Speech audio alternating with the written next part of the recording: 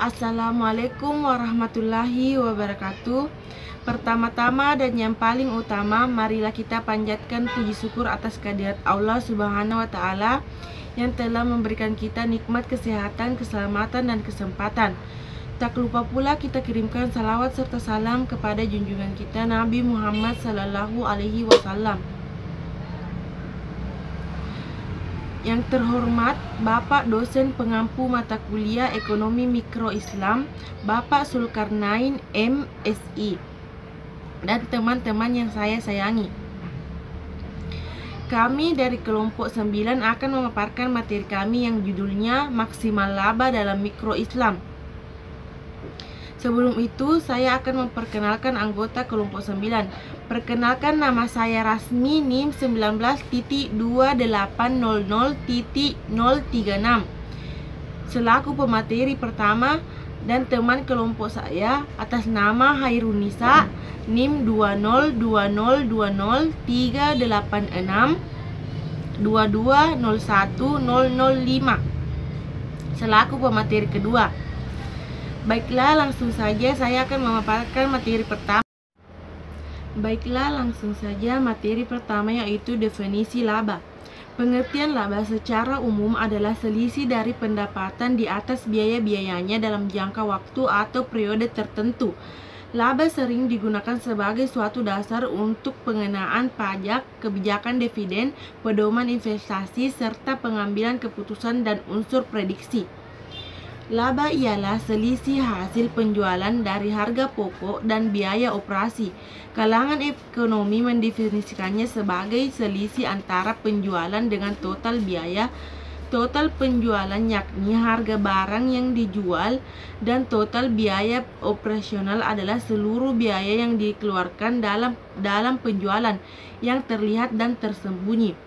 Laba atau rugi sering dimanfaatkan untuk menilai prestasi perusahaan atau sebagai dasar ukuran penilaian yang lain, seperti laba per lembar saham. Unsur-unsur yang menjadi bagian pembentuk laba adalah pendapatan dan biaya. Pandangan konvensional dan Islam terhadap laba. Faktanya, Islam mendorong para pengikutnya untuk selalu unggul di dunia dan di akhirat.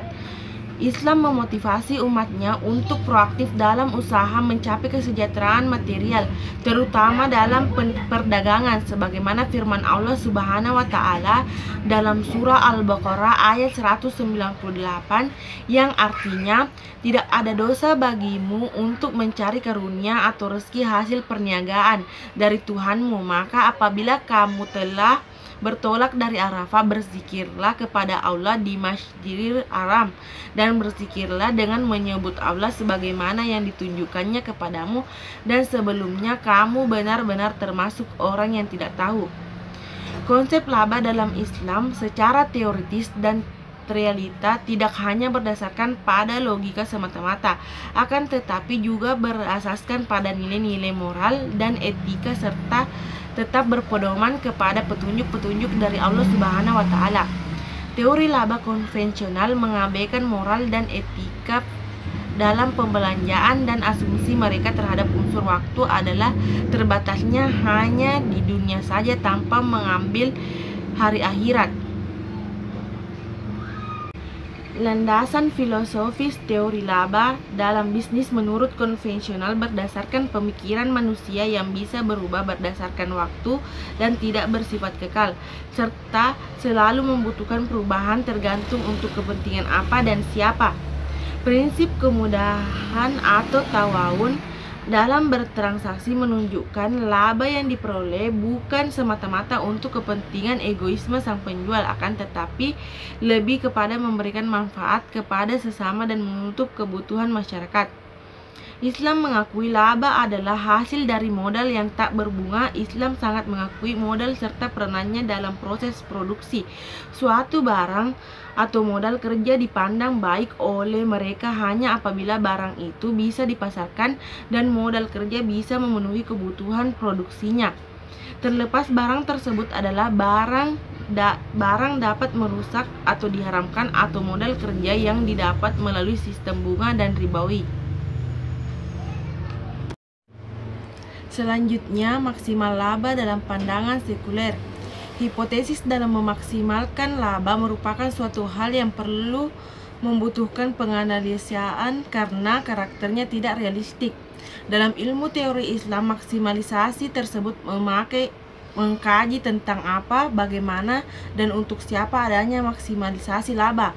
Hasil produksi atau output merupakan hasil kerjasama antara beberapa faktor ekonomi, yaitu modal dengan tenaga kerja, serta input-input yang lain yang dibutuhkan. Pendekatan ini terutama berlandaskan pada kekuatan-kekuatan pasar, sebagaimana yang diatur oleh kompetensi untuk menjadi suatu pembagian adil produk bagi faktor-faktor produksi. Bagian pekerja biasanya masuk dalam biaya produksi sehingga dapat mengurangi bagian pekerja tersebut.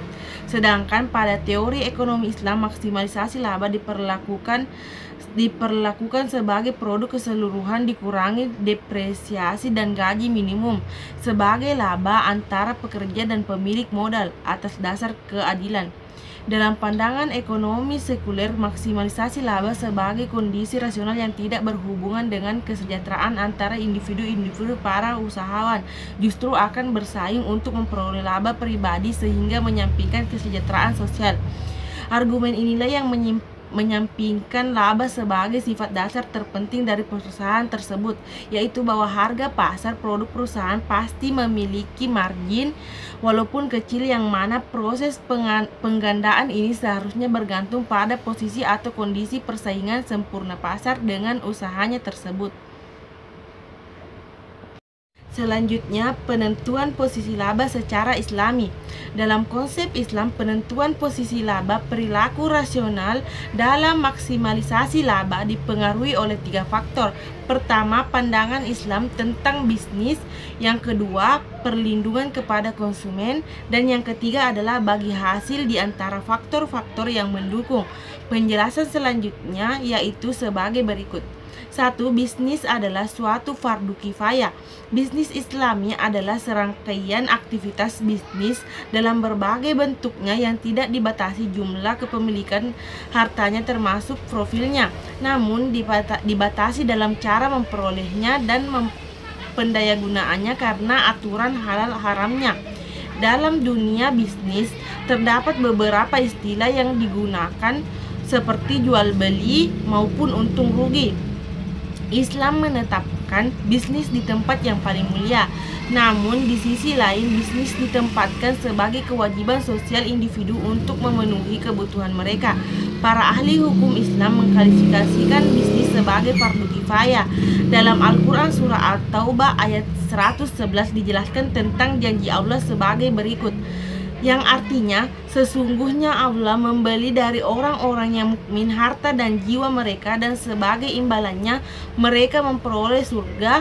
Siapakah yang lebih menepati janjinya selain Allah, maka bergembiralah dengan jual beli yang kamu lakukan itu, itulah kemenangan yang besar. Surat At-Taubah ayat 111. Pada ayat tersebut dijelaskan bahwa orang-orang yang melakukan aktivitas dengan mengharapkan keuntungan dilayani oleh Allah dengan menawarkan satu bursa yang tidak mengenal kerugian maupun penipuan. Dalam ayat lain dijelaskan pula bahwa seorang muslim tidak diperkenankan untuk menganggur sepanjang saat. Prinsip dasar hidup yang ditekankan dalam Al-Quran adalah kerja dan kerja keras. Bekerja di sini bukanlah bekerja asal bekerja, namun bekerja yang serius sehingga melahirkan keahlian. Dalam Islam terdapat prinsip dalam kesulitan selalu ada kemudahan agar tidak ada keputusasaan dalam bekerja dan dapat bekerja secara maksimal. Dalam Islam dijelaskan bahwa setiap amal tidak akan berarti jika tanpa disertai iman. Dalam Quran surah Al-Jumu'ah ayat 9-10 dijelaskan seperti, yaitu yang artinya, hai orang-orang yang beriman, apabila untuk menunaikan sembahyang yang pada hari Jumat, maka bersegeralah kamu kepada mengingat Allah dan tinggalkanlah jual beli. Yang demikian lebih baik bagimu jika kamu mengetahuinya. Apabila telah tunaikan sembahyang, maka bertebaranlah di muka bumi dan carilah karunia Allah dan ingatlah Allah banyak-banyak supaya kamu beruntung. Surah Al-Jumu'ah ayat 9-10. Dalam ayat ini diartikan bahwa berbisnis dilakukan dengan tidak mengesampingkan kewajiban beribadah sholat agar mencapai tujuan yang hakiki, yaitu keuntungan yang dijanjikan oleh Allah. Dalam bisnis Islami, yang terpenting adalah berupaya menemukan nilai ibadah yang berdampak pada perwujudan konsep rahmatan lil alamin. Dalam Islam diajarkan pula bahwa dalam berbisnis, selain mengejar keuntungan, kita juga harus berorientasi pada masa depan. Dengan demikian, visi masa depan merupakan etika pertama dan utama yang digariskan oleh Al-Quran, sehingga kita dapat mengetahui apa yang akan terjadi pada masa yang akan datang dan kita bisa menjadi manusia yang lebih baik lagi di masa depan. Demikian materi yang sempat saya paparkan. Materi selanjutnya akan dipaparkan oleh pemateri kedua. Kepadanya saya persilahkan. 2. Perlindungan konsumen. Perlindungan terhadap konsumen merupakan tindakan yang berhubungan atas berbagai kemungkinan terjadi penyalahgunaan kelemahan yang dimiliki oleh konsumen.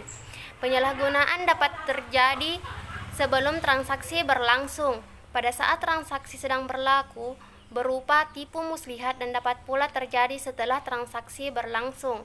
Dalam Islam diharamkan melakukan tindak penipuan terhadap konsumen. Oleh karena itu, dalam Islam dibuat aturan berupa perlindungan terhadap konsumen untuk melindungi konsumen dari kemungkinan penipuan ataupun kelalaian dari penjual dalam memasarkan produk. Perlindungan tersebut antara lain: 1. Perlindungan terhadap pemalsuan dan informasi yang tidak benar. 2. Perlindungan terhadap hak pilih dan nilai tukar tidak wajar. 3. Perlindungan terhadap keamanan produk dan lingkungan sehat. 4. Perlindungan atas pemakaian alat ukur yang tidak tepat. 5. Hak mendapat advokasi dan penyelesaian sengketa. 6. Perlindungan atas penyalahgunaan keadaan. 7. Hak mendapatkan ganti rugi. Hal ini berkaitan dengan adanya cacat barang atau kerugian yang disebabkan atas pemakaian produk, karena kebanyakan pelaku usaha tidak mau tahu atas kerugian yang diderita. 3. Bagi hasil di antara faktor yang mendukung. Dalam masa yang akan datang, diperkirakan sistem bagi hasil akan menjadi pola yang dominan dalam organisasi bisnis, karena dalam sistem bagi hasil berpotensi untuk meningkatkan efisiensi, keadilan, dan stabilitas dalam produksi.